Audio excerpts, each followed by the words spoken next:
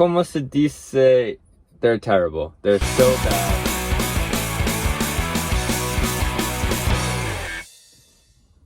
What's up, guys? Welcome back to the Rogue Sports Podcast. Today, we're going to jump into recapping the NFL draft. Big nights the past few nights. We're going to talk about that. MLB, we got a few topics. We got the Dodgers struggling. Going to talk about that. And then, who is the most legit team in the American League? We're going to debate that. And finally, Jayson Tatum had a big 60-point night the other night. We're going to talk about that a little bit. So, let's get into it. All right. So, as you said, the other night, what was it, Friday? Yeah, it was Friday. Friday night, Jayson Tatum versus the San Antonio Spurs. Down 32 points. They were getting booed off the court. He decided to turn up and drop 60 in an overtime win against the Spurs. I stopped watching. I just stopped watching. Fake fan over here, I guess. But he texted me in a group, actually, "Whoa, what just happened?" And I immediately looked back, and after being down 30 last time I saw the score, all of a sudden we were only down like 5. I was shook. And I was like, how'd this happen? And it's like, oh, Jayson Tatum is 39 with like halfway through the fourth quarter left. I'm just like, okay. It's honestly incredible. A few weeks ago, Ben Simmons dropped 42, and everyone wanted to talk about how much better than he was in Tatum.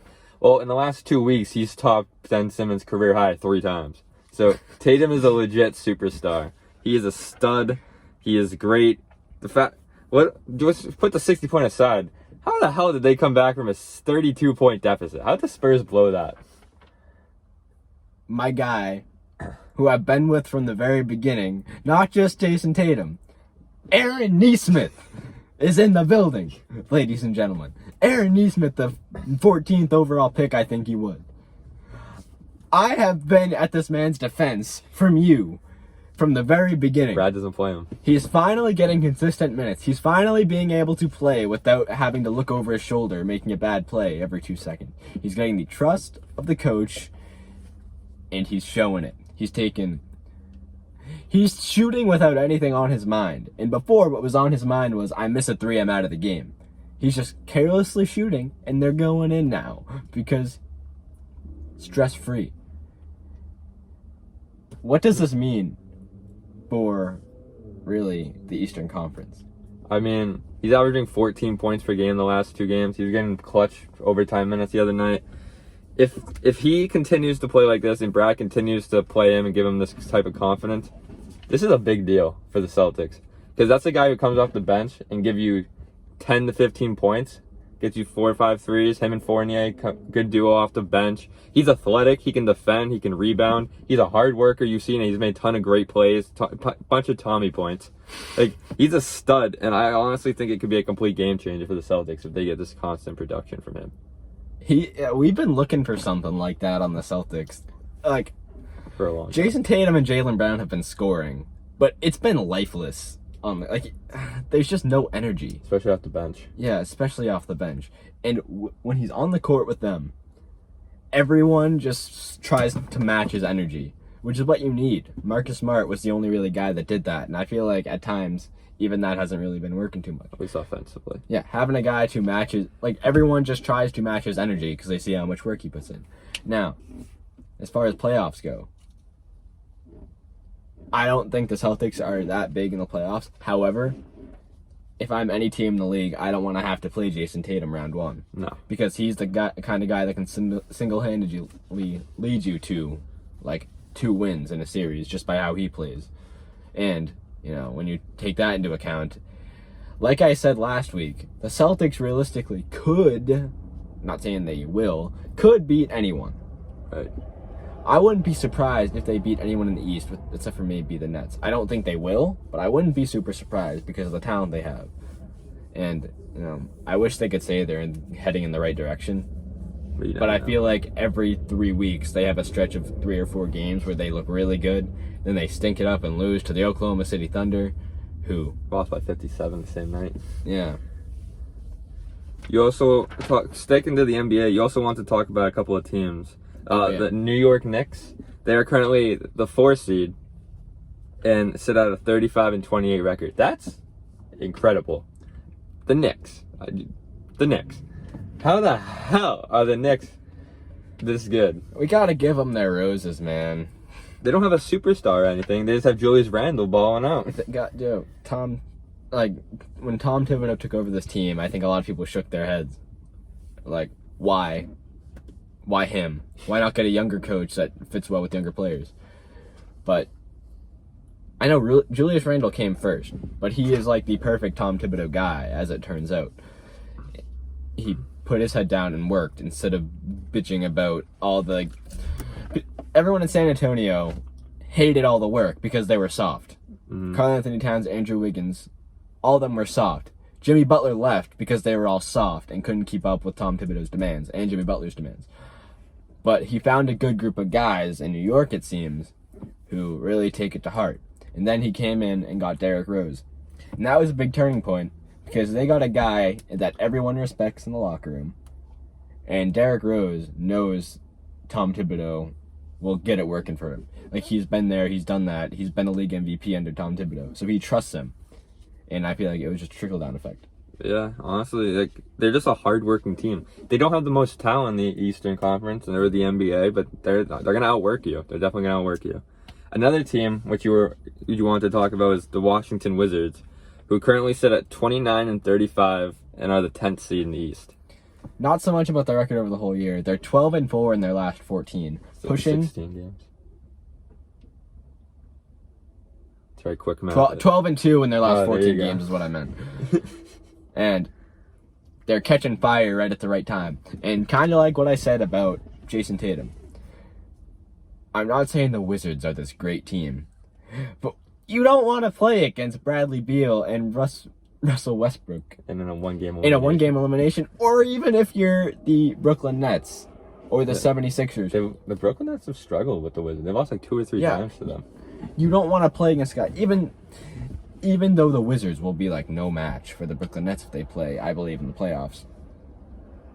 You are expecting, as like a 1 or 2 seed, to have a breeze of a first round to get to round 2. The Wizards, with those 2 guys alone, could push a few games. And that will create a disadvantage throughout the rest of the playoffs, which is not ideal for a team like Brooklyn, who struggles with health in its own. They would benefit from blowouts and getting the rest of their players for deeper in the playoffs, Exactly. but I don't think it's going to happen. Exactly. All right, moving on. MLB. The Dodgers are struggling, man. A few weeks ago, we were talking about them being the best team in the MLB.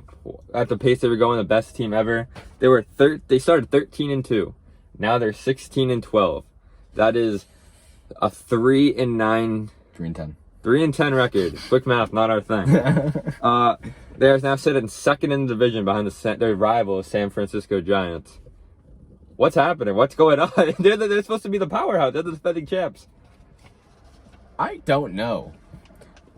Justin Turner is a top 5 MVP candidate right now. Mookie isn't playing like one. Neither is Yeah. Corey Seager. And Bellinger's been out. So I guess their offense has been bad because they're missing the guys struggling and they're missing a guy. But like their pitching's been good. Like their pitching's been well enough that they should be able to stay in the game, especially with the talent. They played the Padres a lot recently. That could go towards them having a less than ideal record because they played maybe the second best team in baseball. But still, they haven't been playing great. But I don't. Nothing bad will happen. They're gonna turn it around. They have the best roster in the MLB. By the time we're sitting here in July, I don't think we're gonna have to be worrying about the Dodgers. I don't know. So another question. Further into the MLB, who's the top team in the AL? Because you got some teams like the Royals, the Red Sox, and the Angels. No, the A's. A's are top the division, top the AL. But who's realistically, at the end of the day, end of September, who do you think is going to be there? Who do you think is going to be the best team in the American League? The American League is very weak compared to the National League. Oh, for sure. We don't have any team anywhere near the Dodgers or the Padres. The Yankees were supposed to be that team, but they're proving not to be. And so, like, realistically, there's no consensus. I know it's a boring answer, but there really isn't a consensus.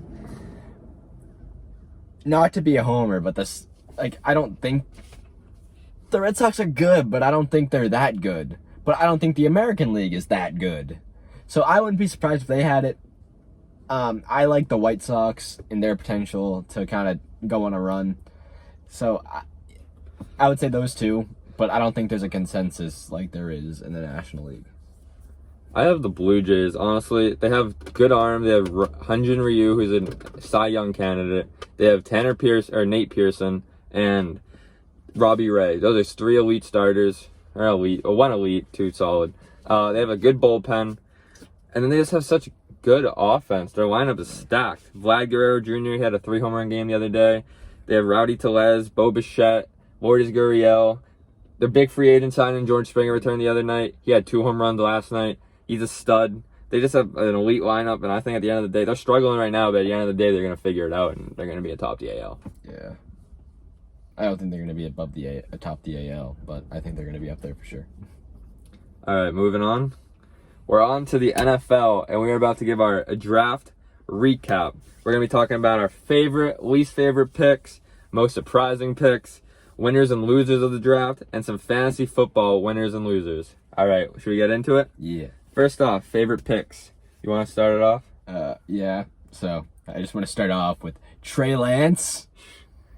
Thank you for not making the boneheaded move of the draft, San Francisco. Like I said on our mock drafts, this is the move they should have made, not the one I think they would have.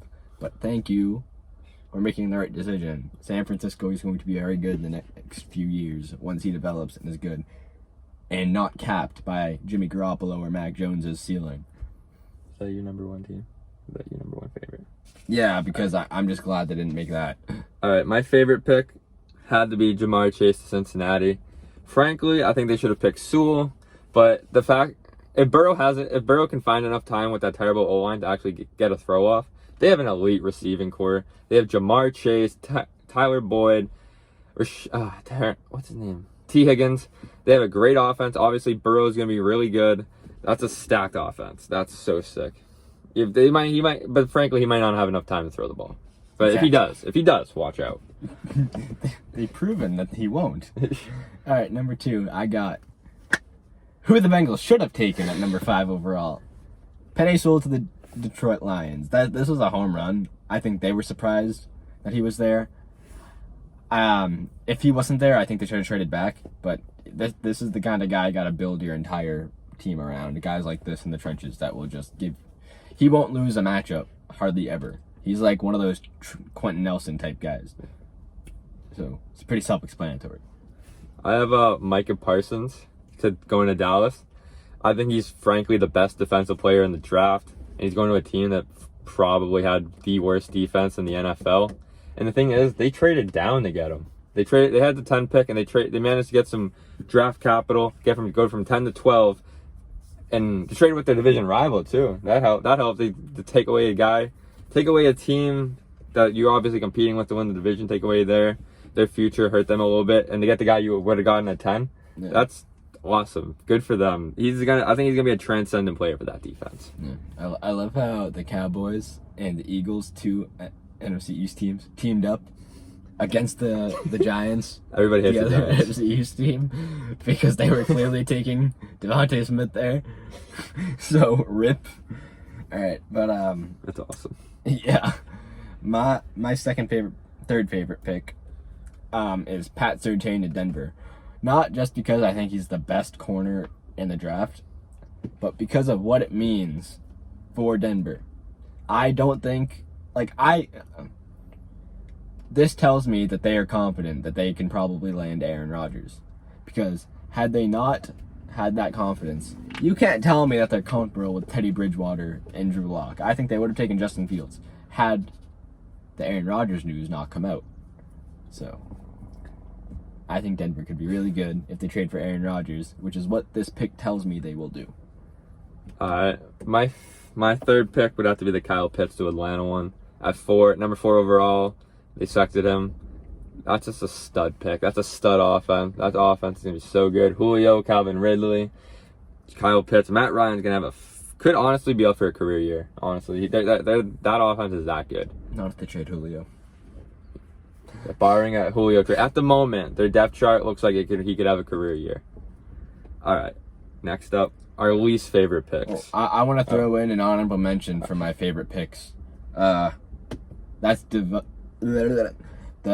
Jets taking Elijah Vera Tucker because They're finally getting Zach Wilson some help. All right, I just wanted to say that. So our least favorite picks of the draft. Brandon, you can start us off there. So we're going 1 to 3.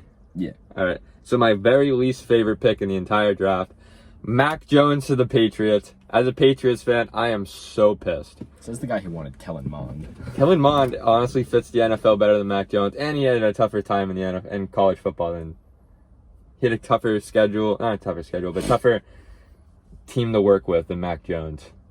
And he's more athletic. He might have a better arm. And I wanted them to trade up, make a move to get Jalen Waddle in the draft. They didn't do that. That was disappointing. So instead, they got the pocket passer who's unathletic and throws to guys who are 5 yards, has 5 yards of separation in college football, 2 top 10 wide receivers, and another first-round running back. It's just a bad pick, man. Everyone's all hyped because, it's Tom Brady 2.0. No, he's not. He's not going to be good. I'm sorry. I want to eat my words so bad. I want to be wrong, but I just don't see it happening. He's perfect for what they want to do. My least favorite was J.C. Horn to Carolina. Not because they didn't need a corner, but because they took the wrong one. If you're gonna take a corner, I don't see why you don't go Pat Surtain. Like I think they will regret that forever. Honestly, Denver lucked out if they were planning on going corner the whole time with Pat Surtain. You know, they just chose the wrong one. Nothing more than that. My second was Kadarius Toney to the Giants at number 20. I think that was kind of a reach because frankly, they could have gotten him. He was a lot of people saw him as a day 2 talent. He's a good receiver. He's very explosive. They call him the human joystick. He's good, but kind of like a stretch. Because if you really wanted a receiver there, Rashad Bateman was honestly a better option than him. And if you were gonna dip into day 2 picks, I think you should have gone Elijah Moore. I think those would have been better quality picks than Kadarius Toney. And I think Daniel Jones needs all the quality he can get at his receiving course. Okay, Raiders selected Alex Leatherwood in the middle of the first round. This man was projected like a 3rd round pick, and they chose him I think 18th or something like that. It's ridiculous. This was the biggest stretch of the draft easily. What the heck? I mean, they needed help. I get they needed a no tackle, but why him? Why not Christian Darrisaw? Why stretch? You could have got him with your 2nd round pick easily. Why stretch? This was just a boneheaded move. Yeah, it was a bad pick. It's like the Raiders think they're smarter than everyone, selecting people that they think will be the best despite having bad, just so they can turn back and go, hey, you see this guy? He wasn't a stretch. Clelin Ferrell was a stretch at number 4. Okay? And Alex Leatherwood will be a stretch at 18 or whatever they just picked I at. think it was 16. 16? Even worse! And my final least favorite pick, Travis Etienne to Jacksonville. Don't get me wrong. I think Travis Etienne is a fantastic running back. He is great. He was dynamic in college. He's a dual threat. He can catch and run. I think he's going to be an amazing running back in the NFL. But why did Jacksonville pick him? They already have James Robinson. I get it, the Trevor Lawrence, Travis Etienne connection. But still, you had James Robinson. Yeah. He was such a good player for you last year. Now you're just going to hurt his value. And what's the point of having 2 good running backs when you could have got another good receiver for Trevor? What are you doing? I got Green Bay taking Eric Stokes with their 1st round pick. Not first off, yeah, you should have tried to at least set the groundwork for appeasing Aaron Rodgers if there was such a thing. He's worth using a 1st round pick to try to do that with, getting a 1st round wide receiver. Second, just like Carolina, if you were going to go corner, you picked the wrong guy. Eric Stokes should not have been picked here. I get he's fast, but he's not good. They should have taken Asante Samuel, who dropped a pick, I think 47 for the Chargers. That was such a good pick value-wise, but they should have picked Asante Samuel. Instead, they reached for Eric Stokes. And now they have an unhappy Aaron Rodgers. And Asante Samuel is going to have a better career than Eric Stokes, and they're going to have to live with that. All right. So, yeah. Who was your most surprising pick? My number 1 was probably Elijah Moore of the Jets. All of a sudden, the last few years, Ole Miss has turned into wide receiver U. He's a good receiver, don't get me wrong, but I think the Jets probably should have gone defense here. Because they have a stacked not a stacked, but they have a crowded wide receiver room. They got the O-line figured out a bit. They got the Vera Tucker kid. He's the 2nd best lineman probably in the draft, 2nd or 3rd. You got Zach Wilson at quarterback. I think they had a good enough receiving court. I just think it was a stretch to go here. I don't think it was a bad pick. I just thought it was kind of surprising because he's a good receiver. I think he's gonna help them, but it's a bit surprising. Yeah. My most surprising was a non-pick, and that was Denver not taking Justin Fields. When we got to 9 and Fields was not on the clock, I pretty much had written it in that they were gonna pick him. Then when I saw that they took Pat Surtain, I was like, huh, interesting, but I was very surprised. And that it just really caught me off guard. I really expected him to be gone. And at that point, I was really hoping the Patriots would jump up to like 11 or 10. And I was like, take him, because I think he would just have been a very good quarterback. And I'm surprised that Denver did not take him with their uncertainty regarding their quarterbacks.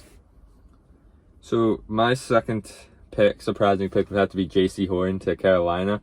He's a good cornerback, but a lot of people considered him probably the third best cornerback in the entire draft, behind Farley and Surtain. Obviously, Farley dropped to the 20s. But I think it was kind of I think it's a good pickup because a lot of people are comparing him to like Richard Sherman and Jeremy. I saw a thing online. They were talking about how the Panthers are trying to build that Legion of Boom 2.0. They have Jeremy Chin, aka their Earl Thomas. This Tracy Horn pick could be their Richard Sherman. They have a couple other guys in their secondary that are quality. They're just, I don't know. It's a good pick. Bit surprising, especially with a guy like Surtain still on the board. Yeah. Like, on that, I just want to say, all of the guys, like, Richard Sherman was taken late.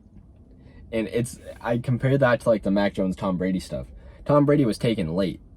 The reason he was taken late, and Richard Sherman was taken late, is because they didn't have the intangible talent, which is why. So, you don't want to reach for guys like that, because it usually doesn't work out. Right. Like, those guys are hard to come by. Who, like, it's more of a mentality than a talent thing. That's hard to project in a draft. So when I see people try to compare people to like Richard Sherman and Tom Brady, that'll never end up well because in mindset wise, there really aren't many of those guys. You don't want to get that. Yeah, my second most surprising, Kadarius Toney to the Giants. It's not that I don't like the pick. I was just a bit kind of thrown off by it.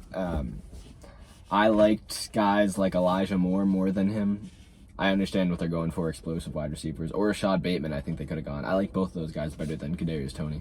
I understand they were going for it. I just thought they were set at wide receiver. I didn't think that was a position that they were going to address in the draft, really, especially not in the first round. Yeah. Especially with the Galladay signing. Yeah. All right, so my final, most surprising pick has to be Trey Lance to the San Francisco 49ers at 3. Honestly, it's not a bad pick. It's because obviously he's a great he's going to be a good quarterback probably in a couple of years. I think he's a developmental piece. He's athletic. He's got a strong arm. But, like, I just thought Mac Jones fit their system way more than what Lance is able to do. I think Kyle Shanahan and Mac Jones would have had a field day together. But I guess that wasn't meant to be. So that was surprising. Yeah. So just like I had Denver passing on Justin Fields as a surprise, I got Chicago jumping up to get Justin Fields a surprise. Not because I think that was a surprising move. I think once he started falling, like I said, I wanted the Patriots to get him. Chicago jumping up was my biggest fear in drafting him. So I was like, Chicago's probably going to jump up and get him. So that really wasn't the super surprising part. The surprising part was how much they gave up when they're willing to do it. They gave up a first-round pick, and I think a third-round pick, and a fourth-round pick. Yeah. That's a lot of value. I think it just goes to show that Matt Nagy and the GM, I forget his name. Ryan Pace. I think that just goes to show that they're kind of desperate to find the guy because they know their jobs are on the line unless they kind of hit on that talent. Are you saying Andy Dalton isn't the guy for them? I mean, the ginger assassin is always ready, but I don't think he was the guy. And I'm curious to see if Justin Fields is going to start week 1 because I think that'll say a lot. Because I think ideally they'll have him sit. But again, when the coach and GM are on the hot seat, there's definitely a sense of urgency to get him on the field and defend their basically 2 first-round picks, a third and a fourth. They want to defend that pick and kind of show that it was good so that they can keep their jobs a little longer. So, true. Interested to see. That was definitely a surprising pick to me, though. Who would you say is like your winners of the draft? My biggest winner is a player, and that's Zach Wilson at 2. I I didn't think the Jets were a good destination for any quarterback, and I still don't. However, they kind of did all they could to make him feel better about New York throughout the draft by selecting Elijah Vera Tucker, trading up to get him at 14, by selecting Elijah Moore, who I loved, in the second round, early pick.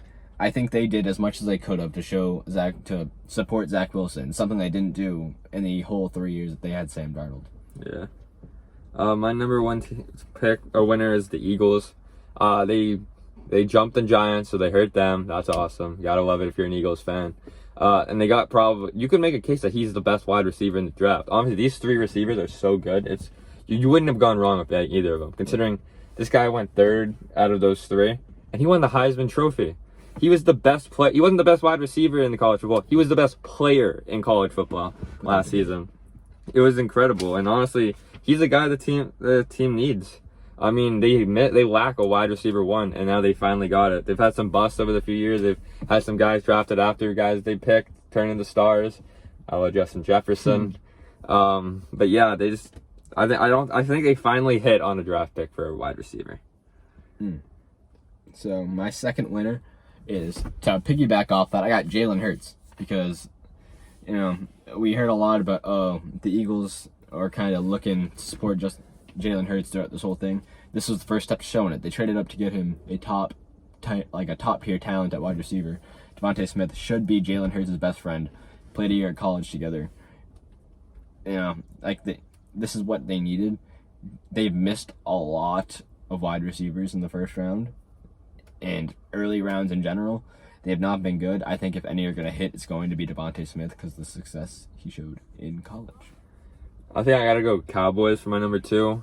They kind of copied the Panthers draft style from a year before and going strictly defense for this entire draft, because they have their offense figured out. They have an elite offense. The only thing that held them back, obviously, was their god awful defense, and they got the best player on the defensive side of the ball in the draft, Micah Parsons. Linebackers completely changed their defense, I feel like. And now they're young guys. They got young and talented, athletic. It's going to be a good defense probably in a few years. Definitely. So I got a team. I got the Vikings as my third winner. And that was because they were originally picking at 14, but they traded back with the Jets, who the Jets picked Elijah Vera Tucker. They traded back all the way to 23 and still got Christian Darrisaw at number 23. That's such a good value pick back there. They looked at the board and said, okay, we can get our guy at 23. They got a good amount for him. I forget the compensation, but they got a good amount for him to get their guy back at 23. They win. Honorable mention Giants, who traded back to get their guy, apparently. Although, actually, can you call them? They got a first-round pick, but they also lost Devontae Smith. So they could be a winner or a loser in that. I feel like they kind of salvaged a bad situation. Yeah. I take back calling them a winner. Well, they didn't really need Smith. It would have been nice to have Smith. They would have taken Smith. I mean, yeah, but it's not like they're in desperate need of wide receivers. Yeah. And my final winner, kind of cliche, but it's the Jacksonville Jaguars. They got Jesus in the form of Trevor Lawrence. He's gonna turn that franchise into the god-awful dumpster fire that they are into, I think, a quality team. He's that good of a quarterback prospect, and he's the number 1 overall pick for a reason, and I think he's going to prove it in the next 10, 15 years. He's going to be that good for them. So, for a loser, my first loser, I got Jimmy Garoppolo for obvious reasons. Now, we already kind of knew they were out on him, but this was kind of just the straw that broke the camel's back. This is the thing that was like, okay, it's official. Jimmy Garoppolo's time in San Francisco is numbered. He probably has 1 year left there. And, the reports are that he was kind of all for Trey Lance, as far as, he was the first one to text him and said, let's get ready to work. But, deep down, you can't be happy that your team just replaced you in the draft. Right. My first loser has to be the Raiders. I think they had not that great of a draft. Obviously, that was a stretch to pick Leatherwood in the first round. They probably, if they really wanted him, could have gotten him later or even gotten a better pick there. Frankly, I think it was just a bad draft for them. I don't think that I see them getting much better. For my second loser, I got Justin Fields. Again, I think it was a good pick for Chicago. However, for Justin Fields, it's a different story, because Chicago is where quarterbacks go to die. And so look at all the recent quarterbacks back there. Mitch Trubisky, he was never good, but he had a good team around him and still couldn't do anything. Nick Foles couldn't do anything. The Bears are just cursed at quarterback, and I'm sorry Justin Fields has to go through that. He doesn't deserve it.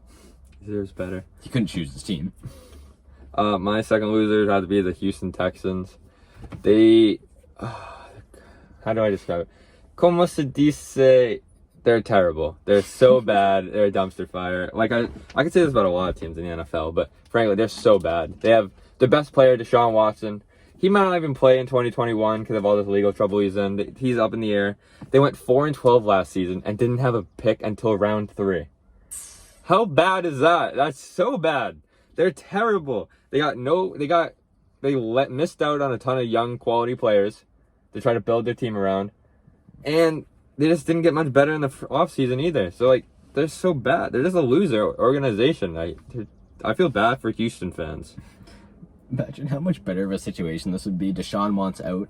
But oh, look at that. You have a number 3 pick in the draft. You can get Trey Lance the future, and you can get a ton of compensation for that. Never mind. But they didn't have that. For my third loser, I got Devontae Smith. Just like Justin Fields.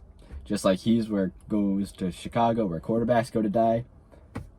Devontae Smith goes to Philly, where wide receivers go to die. The Eagles have not hit on a high round wide receiver. Although I think he's the best chance. His odds are numbered. I'm just telling you, they're slim. They're slim. I'm hoping for his sake it works, but damn it, I'm not holding my breath. So my final loser has to be the Steelers. I don't think Najee Harris is a bad pick. I think he's probably the best running back in the draft. But at the end of the day, their running game last season was god awful. I think it was like 31st or 32nd, somewhere in that range.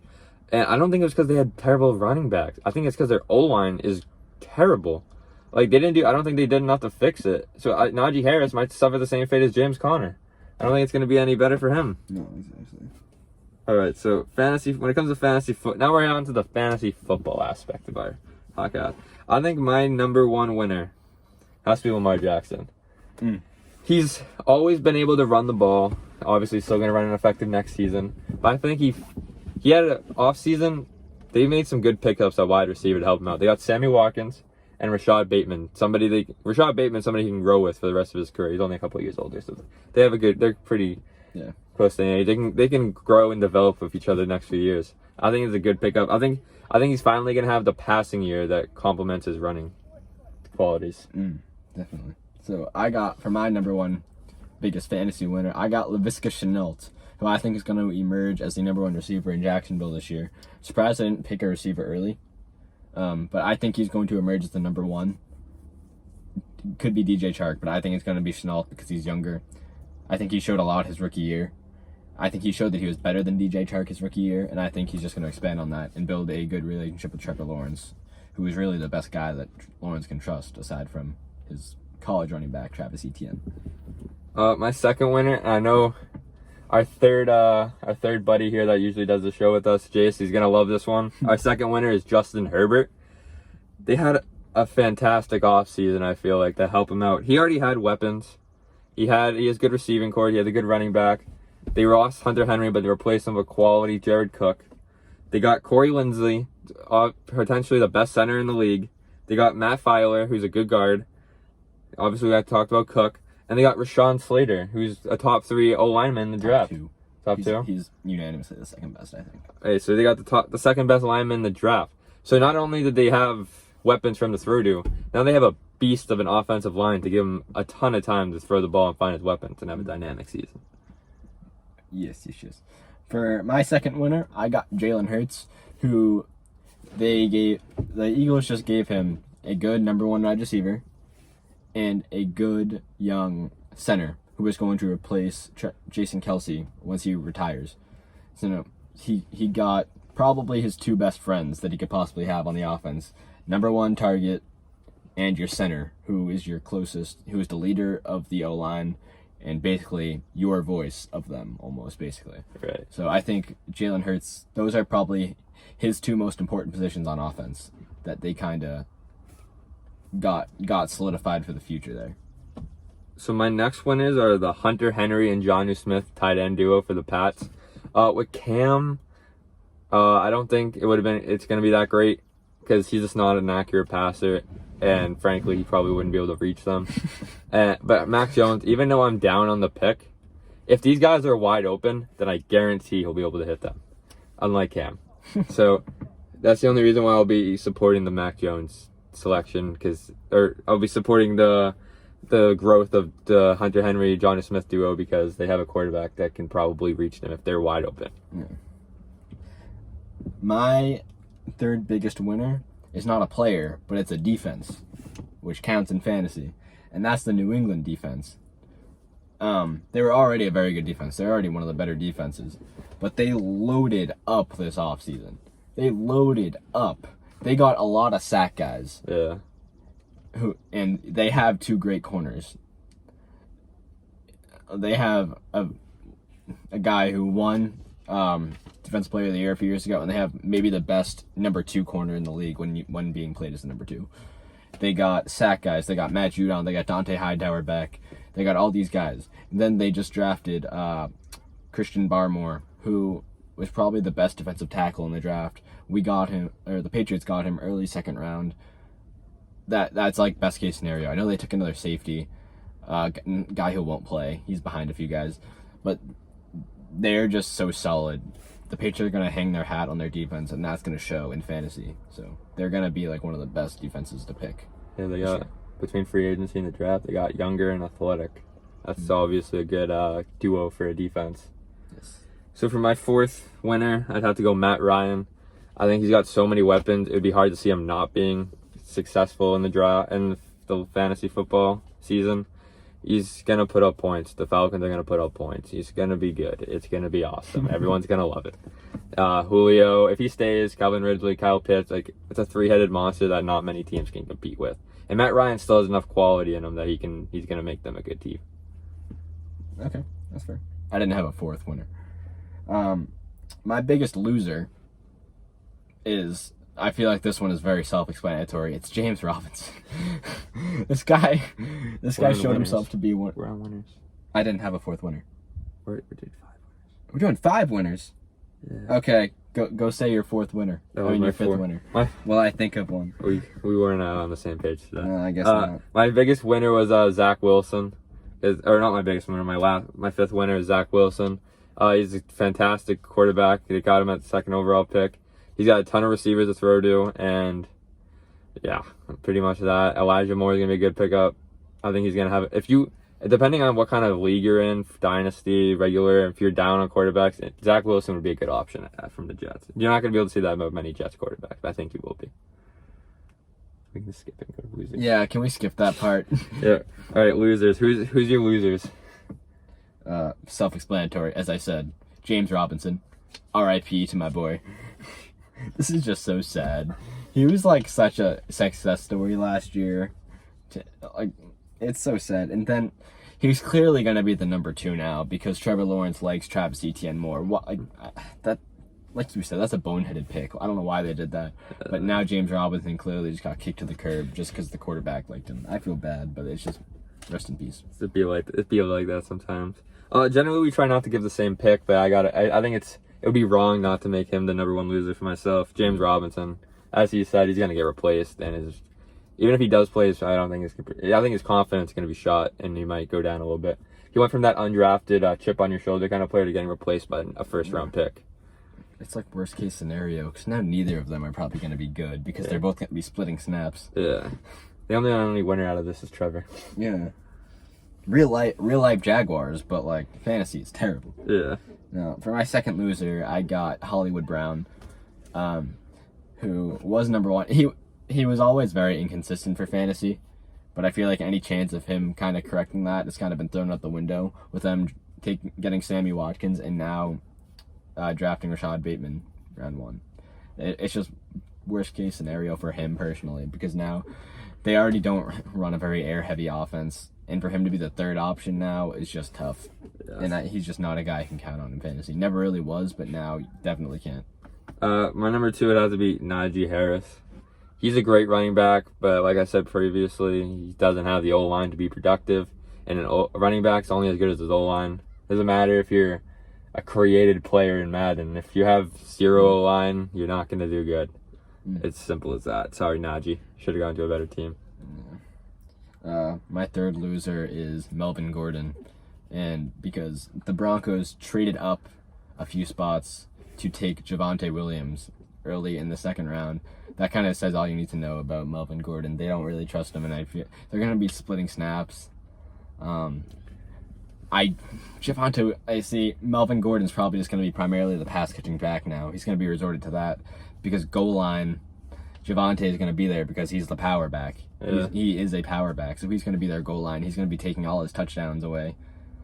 And yeah, bad situation for Melvin Gordon fantasy-wise. He thought he cleared that controversy when Lindsey went to Houston. He thought he was all clear. Running back one. No, not so much. No. My next loser has to be Jared Goff. Frankly, I don't know how many people are going to be taking Jared Goff in fantasy to begin with. I don't know how deep your draft is, how big it, whatever. Now just don't take him at all. They didn't really help him that much in the draft. Obviously, they got him the best lineman in the draft, but frankly, I don't think that's going to help him too much when he has no receivers to throw to. So, frankly, just stay away from him at all costs. Right. Did you have 5 of those ones? Yeah, I have one more. All right, go yours. My last loser has to be Joe Burrow. Like we said, he has an amazing receiving court. Jamar Chase, Tyler Boyd, T. Higgins. But it doesn't matter if you're on the ground in 3 seconds. Like, you can't even find, if he's not going to, I don't know how many times he's going to be able to find a receiver to throw the ball to if he's constantly going to have pressure in his face. He missed the rest, like half the season last season because he had a torn ACL because his O-line couldn't protect him. He's getting hit. He's not, at this rate, the way the Bengals are dealing with Burrow, I wouldn't, like, he's not going to have a long career. The way that he's going to get hurt so much. Or he's going to want to leave. If he's going to have a long career if he leaves Cincinnati. He won't have a long career in Cincinnati, I'll put it that way. Yeah. This pick was set up so nicely for them to get Penei Sewell, and they blew it because they wanted to try to make him happy. But again, he doesn't even know what's right for him. He doesn't know what he wants. He doesn't know what he needs. But listen to Rogue Sports. They know what he needs. Yeah. Come on, Joe. Like, Does he not tune in? we could be the GM for the Cincinnati Bengals. We probably do a better job. Do better, yeah. All right. I think that'll be it for us, though. Thank you for tuning in to this week of the Road Sports Podcast. We'll see you next week with some new saucy information, debates, all that good stuff. So, you got anything to say? Nah, thank you for watching and stay tuned next week. Later.